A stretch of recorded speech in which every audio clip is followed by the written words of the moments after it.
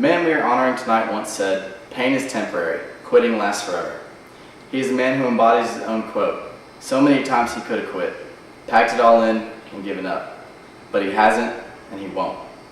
The following sources provided me with information about our honoree tonight.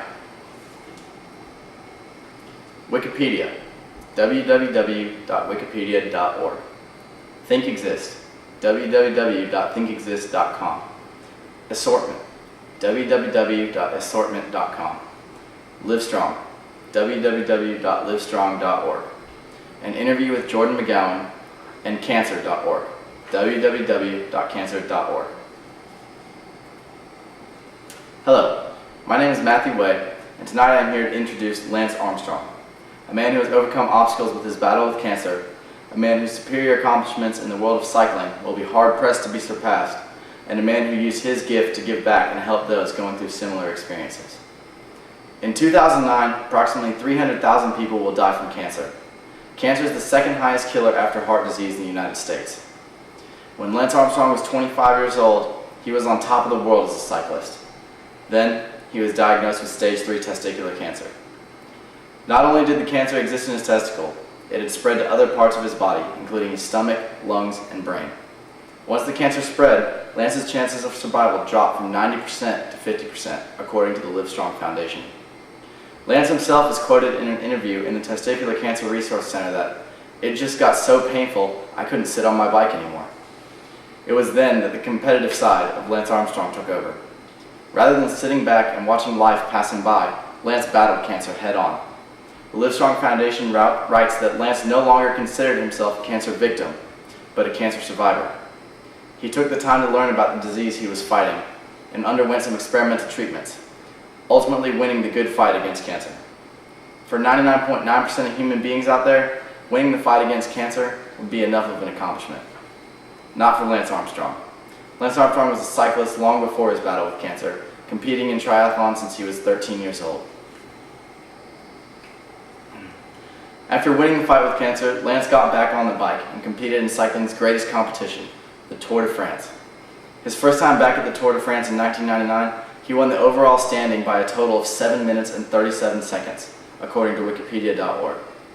Wikipedia goes on to discuss that Lance would go on to win a total of 7 Tour de Frances between 1999 and 2005, more than any other rider in the history of the sport. The Tour de France is broken up into stages. In addition to 7 overall wins, Lance Armstrong has won 22 individual stages and the team time trial 4 times. In an interview with Jordan McGowan, a triathlete at Texas A&M University, he said that, "When you think of Lance Armstrong, you think of cycling, pure and simple. No one has ever been as dominant as him in cycling, and I think that the world would be hard-pressed to find another rider to challenge his total number of wins. No one is as good as Lance was in his prime. Even this year, after he hasn't ridden competitively for a couple of years, he still managed to take 3rd and is the 2nd oldest rider to ever medal in the Tour de France."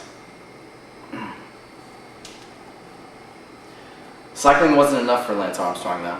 He used his success to help establish a foundation to help others also fighting the long and difficult fight against cancer.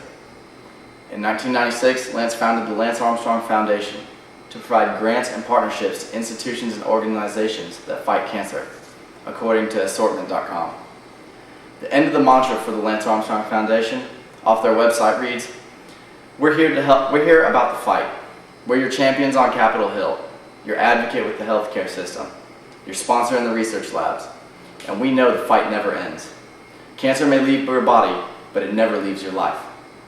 This is the Lance Armstrong Foundation, founded and inspired by one of the toughest cancer survivors on the planet.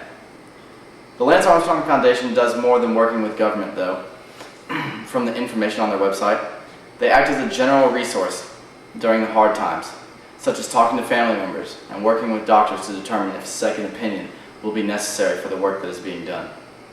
The foundation really acts as a voice for those who can't speak for themselves, and ears for those who don't feel they have anyone to talk to. In conclusion, Lance Armstrong is an amazing individual, overcoming a disease that kills so many Americans every year while still doing amazing things in the world of cycling. But beyond his athletics, his heart and desire to be an advocate for those who are suffering and have suffered makes him a truly special individual. So without further ado, it is my pleasure to introduce to you Mr. Lance Armstrong. Thank you. Go.